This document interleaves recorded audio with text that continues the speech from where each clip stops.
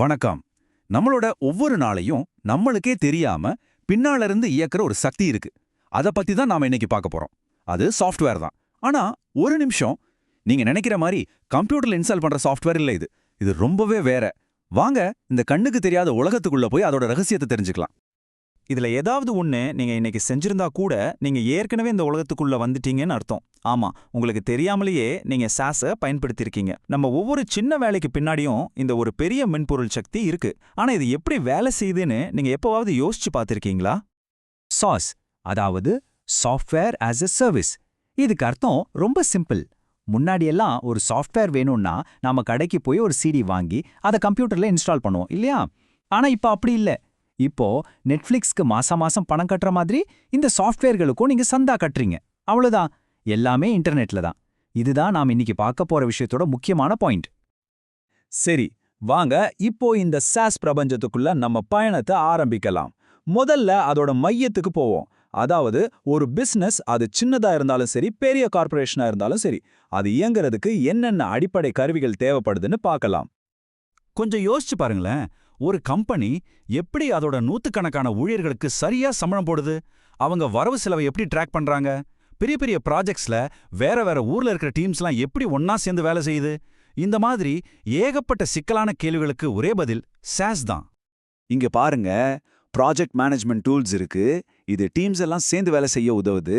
அப்புறம் accounting software, இது பண விஷயங்களை எல்லாம் கரெக்டா பாத்துக்குது. இது எல்லாத்தையும் சேர்த்தா இது ஒரு கம்பெனியோட டிஜிட்டல் இன்ஜின் ரூம்னு சொல்லலாம். உண்மையை சொல்லணும்னா இன்னைக்கு இருக்கிற பிசினஸ் இது இல்லாம ஒரு அடி கூட எடுத்து வைக்க முடியாது. முன்னொரு காலத்துல இந்த மாதிரி பவர்ஃபுல்லான டூல்ஸ் எல்லாம் பெரிய பெரிய கம்பெனிங்க கிட்ட மட்டும்தான் இருந்துச்சு. ஆனா சாஸ் வந்ததுக்கு அப்புறம் அந்த கதையே மாறிடுச்சு. இப்போ ஒரு 2 பேர் ஆரம்பிச்ச சின்ன ஸ்டார்ட் அப் கூட ஒரு மிகப்பெரிய குளோபல் கார்ப்பரேஷன் பயன்படுத்துற அதே டெக்னாலஜியை பயன்படுத்த முடியுது. இது ஒரு பெரிய சமத்துவத்தை கொண்டு வந்திருக்கு. நிஜமாவே இது ஒரு புரட்சிலாங்க. ஓகே, ஒரு பிசினஸ் இப்போ அதோட இன்டர்னல் வேலைகளை எல்லாம் பக்காவா செட் பண்ணிடுச்சு. அடுத்த ஸ்டெப் என்ன? வெளி உலகம், அதாவது வாடிக்கையாளர்கள் கூட கனெக்ட் பண்ணணும். வாங்க நம்ம சாஸ் பிரபஞ்சத்துல அடுத்த லெவலுக்கு போகலாம்.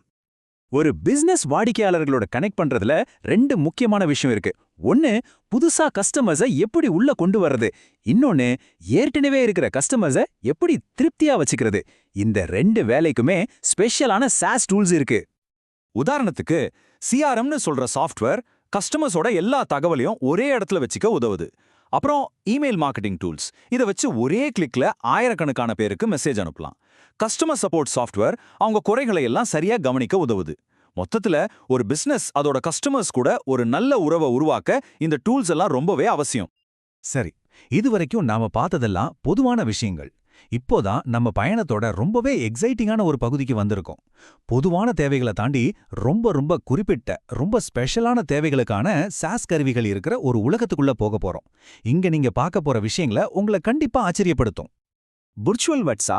ஆமாங்க, நீங்க கேட்டது கரெக்ட் தான். அதுக்கும் கூட ஒரு சாஸ் இருக்கு. யோசிச்சு பாருங்க, உங்க செல்ல பிராணிக்கு உடம்பு சரியில்லைனா உடனே கிளினிக்கு தூக்கிட்டு ஓட வேண்டிய அவசியம் இல்ல.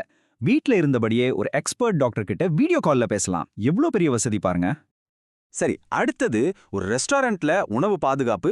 அதுக்கும் சாஸ் இருக்கு. நீங்க விரும்பி சாப்பிட்ற ஹோட்டல்ல அந்த உணவு சுத்தமாவும் பாதுகாப்பாவும் இருக்குன்னு எப்படி உறுதி பண்றாங்க? அதுக்கு பின்னாடியும் இந்த மாதிரி சாஸ் டூல்ஸ் தான் வேலை செய்யுது. எல்லா பாதுகாப்பு விதிகளையும் அவங்க சரியா ஃபாலோ பண்றாங்களான்னு இது கண்காணிக்கும். இன்னும் ஒருபடி மேல போவோம். ஒரு கப்பலோட பாதுகாப்பை நிர்வகிக்கிறதுக்கா? ஆமா, அதுக்கும் சாஸ் இருக்கு. நடுக்கடல்ல போயிட்டு இருக்கிற ஒரு பெரிய கப்பலை கடற்கொள்ளையர்கள் கிட்ட இருந்தோ இல்ல புயல் போன்ற ஆபத்துகள்ல இருந்து பாதுகாக்க இந்த சாஃப்ட்வேர் உதவுது. இது உலக வர்த்தகத்துக்கே ஒரு பெரிய பாதுகாப்பு. கட்டுமான திட்டங்களை நிர்வகிக்கிறதுக்கா? கண்டிப்பா. ஒரு பெரிய அபார்ட்மெண்ட் கட்டுறது எவ்வளோ பெரிய வேலைன்னு யோசிச்சு பாருங்க. அதுல நூத்துக்கணக்கான சின்ன விஷயங்கள் இருக்கும். பட்ஜெட், டைம்லைன், டிசைன், இது எல்லாத்தையும் இப்ப ஆன்லைன்ல இருக்கிற இந்த டூல்ஸ் வச்சு ரொம்ப ஈஸியா மேனேஜ் பண்ண முடியுது. கடைசியா விர்ச்சுவல் மென்டல் ஹெல்த், அதாவது மனநல ஆலோசனை. இதுக்கும் கூட சாஸ் இருக்கு. ஒருவேளை நம்ம பார்த்ததிலே இதுதான் ரொம்ப முக்கியமான ஒண்ணா இருக்கலாம்.